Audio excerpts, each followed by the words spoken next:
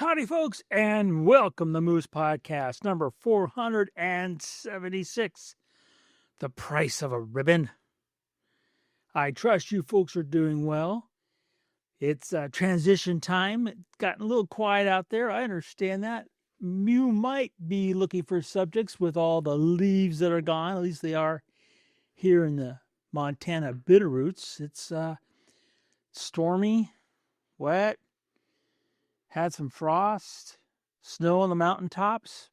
It's definitely got the sign of winter. I'm not talking about going to Costco either and seeing all those Christmas decorations. No. I'm talking about just Mother Nature. Our flickers are starting to pile in, which is fun to see. Pileates are busy. And the little birds, dicky birds, seem to be coming back in. All of them in their winter finery. I can't wait to get out in the hide. Got my last trip coming up, starting this afternoon.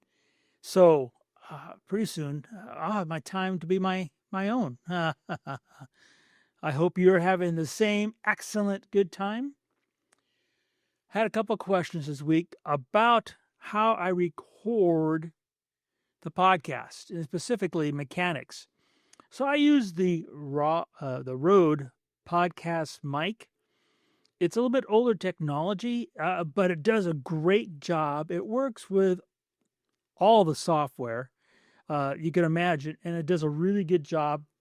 It's on one of those spring-loaded Boomy Army thingies, so it goes out of the way when I'm not using it. It comes right back down in front of my computer, in front of my desk, over the keyboard when I am doing it. It's a real simple kind of setup that it works well for me because I'm a simple-minded kind of guy. But I appreciate those kind of questions. They make a difference. Help me kind of get a little fuel, if I need any, to yak for a while. So this episode of the Moose Podcast is being recorded with the Adobe Beta Podcast software. That's another question I got. Yeah, you have to have Chrome. It doesn't work on any other browser at the moment, just Chrome. So that was the other end of the mic question. So yeah, I'm using Chrome. I use Chrome only for the podcast. Otherwise, I'm a Firefox kind of guy. Now you can listen to the podcast there at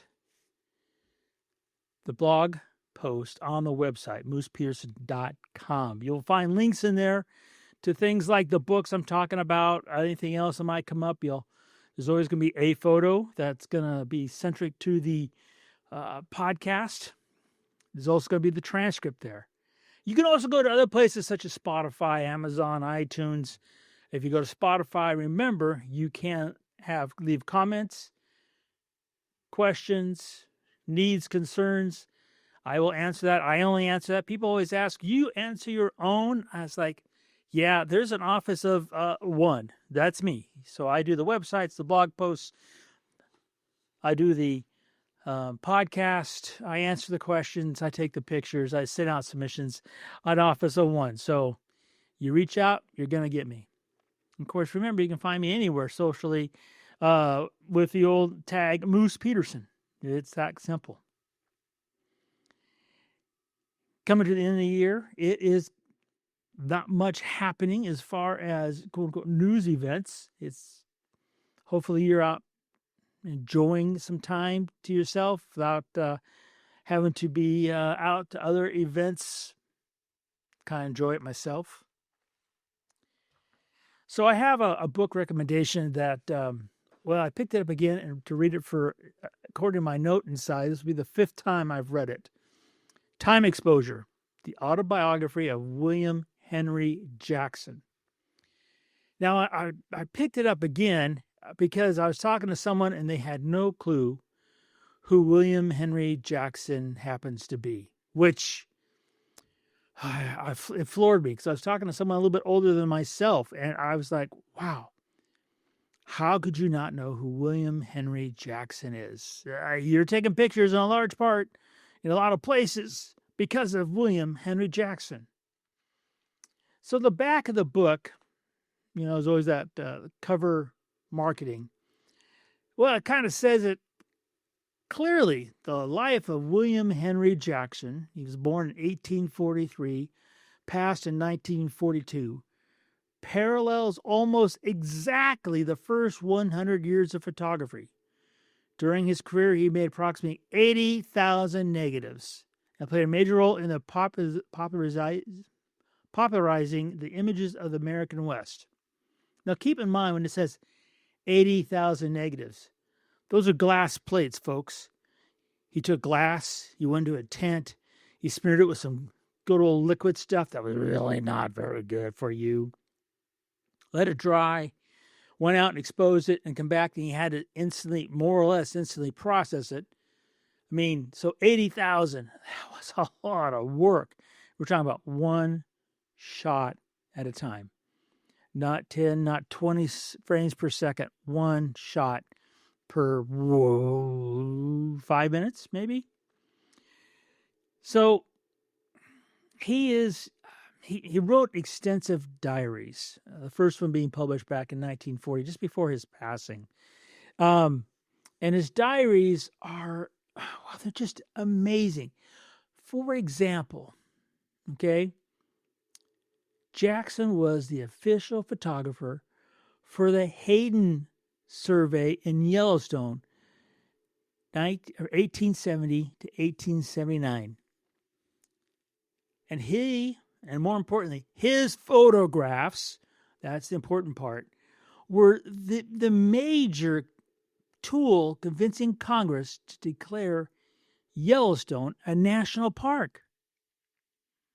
And how can folks not know that this person and his photographs literally changed the world we cherish today?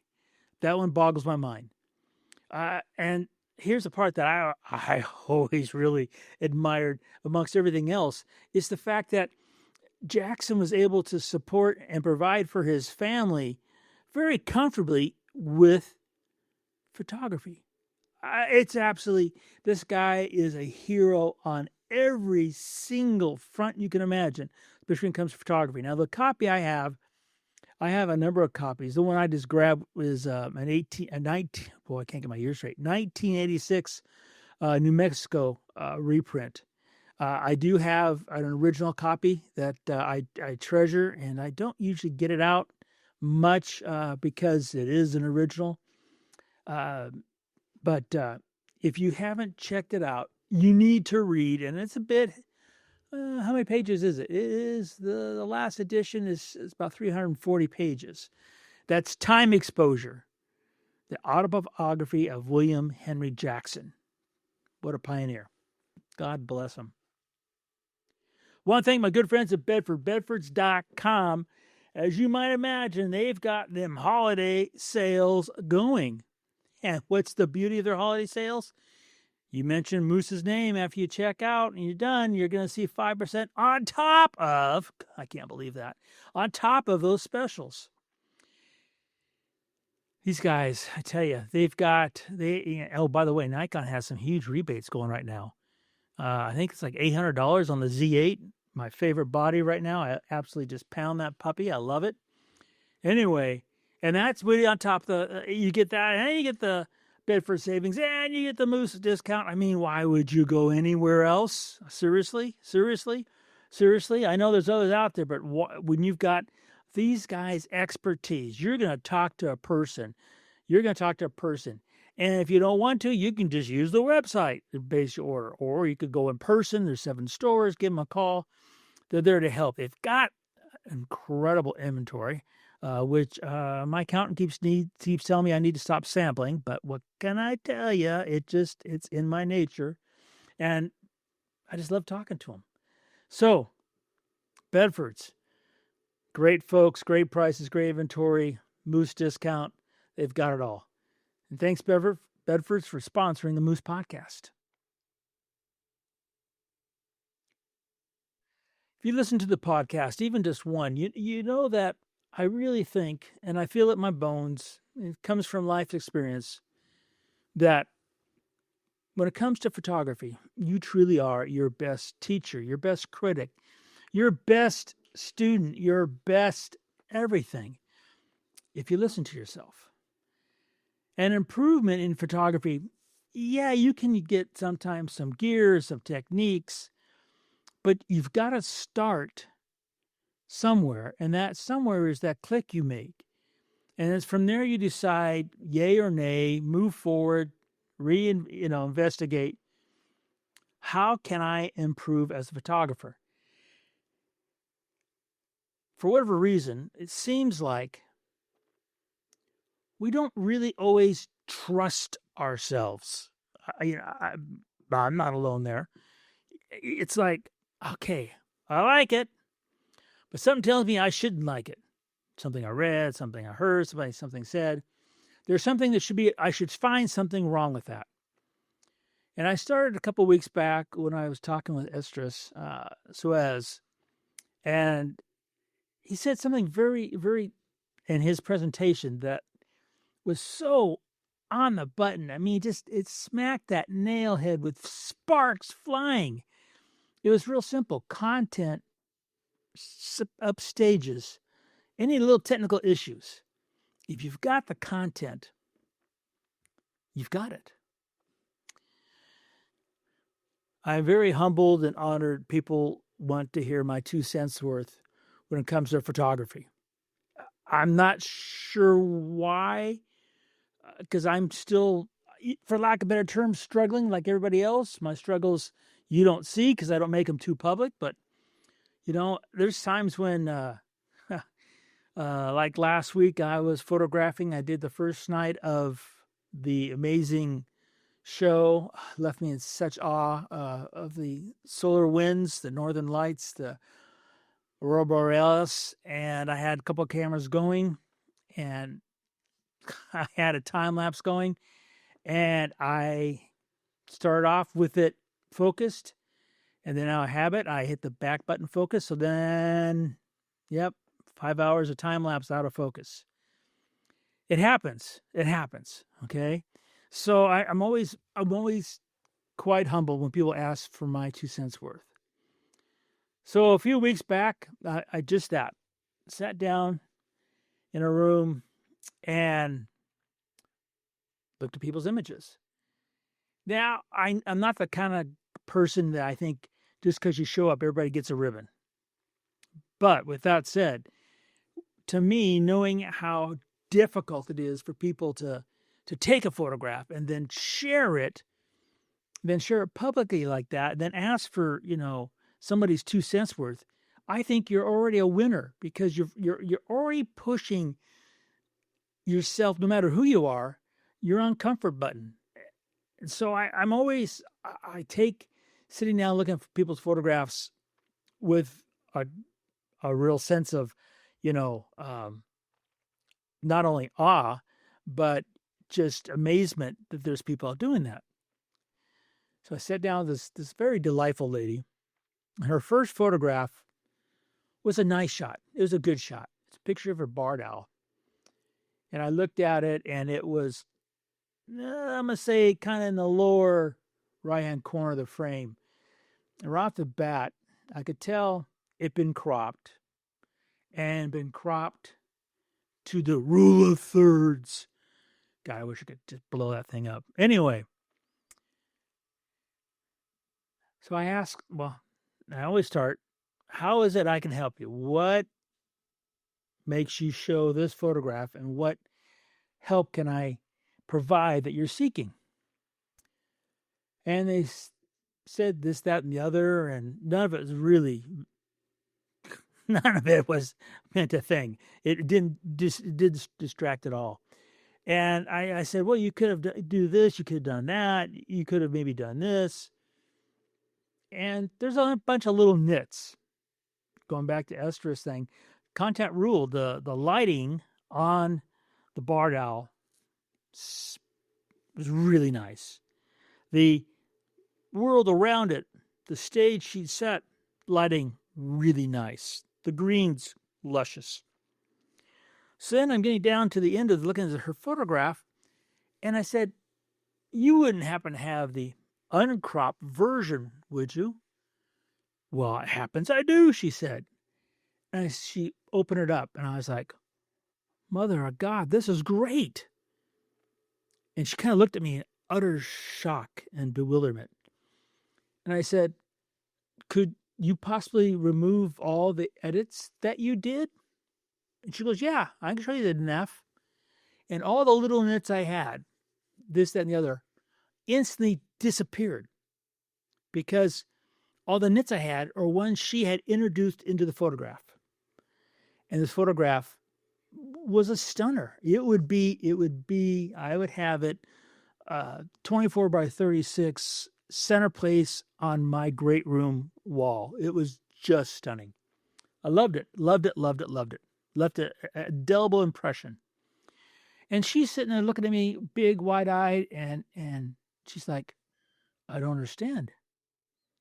Well, my first question is, I said, now, I have a well-earned reputation for not cropping. I get it right in the viewfinder, which you did. So my question is, why did you crop it? Well, the photo club judge said it should be following the rule of thirds. A dead center is the worst possible thing. And I just grabbed my head and I just said, seriously?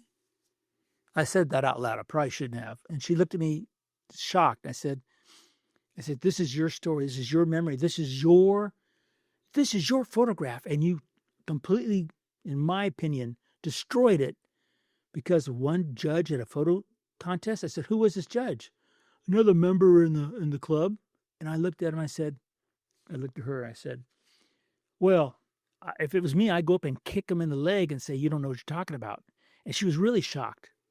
And I had her looked at her photograph that she put in the viewfinder. And then I had her look at the one on the thing. And I said, you took this amazing photograph and you totally obliterated it for what? For the price of a ribbon? And she kind of looked at me. And most of these crits, you have a clock. And luckily, there's no one after her. The person called in sick. So we got to spend an hour, almost an hour. I'll never forget her. Never forget her photograph. I'll never forget what she said. So then I had another person. And all these photographs that they showed were all in this really kind of weird crop. It wasn't a crop that was square or rectangular. It was kind of like almost kind of a pano kind of long rectangular thing. And every single frame was overexposed. And I'm like, I'm seeing a pattern here. I'm seeing a pattern. Well, I want that ribbon. This one, the ribbon. This one, the ribbon. And I said, is that your photograph? Well, no. And I said, so you want the world to see your memory, your photograph, cropped and exposed as per the judge? And it was silence. So then the third person, he was just delightful. Another marvelous photographer. And he kind of said something about, he heard that I had a problem with the judging or something. And I said to him, you've got such marvelous images and you're completely going out, spending your time and your money to create these memories. And then you're doing what? Telling a story because of a judge said so? Just so you could win? I mean, what's the price of a ribbon? And that's really, what I don't want to sit there and give the impression that I have something against camera clubs or judging. That's not the point. We have to find information somehow to validate what we think is right and what we think is wrong. That's being human. But too often I find that it doesn't go past that point. It stops. The creative process, the self-evaluation, the judgment of how worthy I am stops when that one judge, a photographer, makes those comments. The world is big and is grand. You know that because you're out there taking pictures of it. That's why we go out and shoot, because it is big and grand. And you don't know. and you should know, what that judge has experienced in their life, what they have experienced as a photographer, to then validate or invalidate their comments. I mean, that barred out photograph because it was dead center, and the judge, dead center is the stupidest thing. I mean, screw that judge. This photograph is phenomenal. But we have this innate thing as creators, as photographers, this continual self-doubt. Stop it! Stop self-doubting. Move forward. Stop looking at this little itty bitty highlight in the bottom corner of the frame and look at the overall content. You are still your best judge. You're still your best teacher. You're still your best student. Never lose sight of that, no matter what someone has to say. Now, getting somebody's 2 cents worth, myself included, is valid. But that's all it is. They're 2 cents worth. You're still the final word on the success and the photograph and how you can improve it if it does need any improvement. Never lose sight of it. As far as I'm concerned, it's just not worth the price of a ribbon. You folks have a great week. I appreciate your support. I appreciate hearing from you. Take care, stay warm, and make every click your story.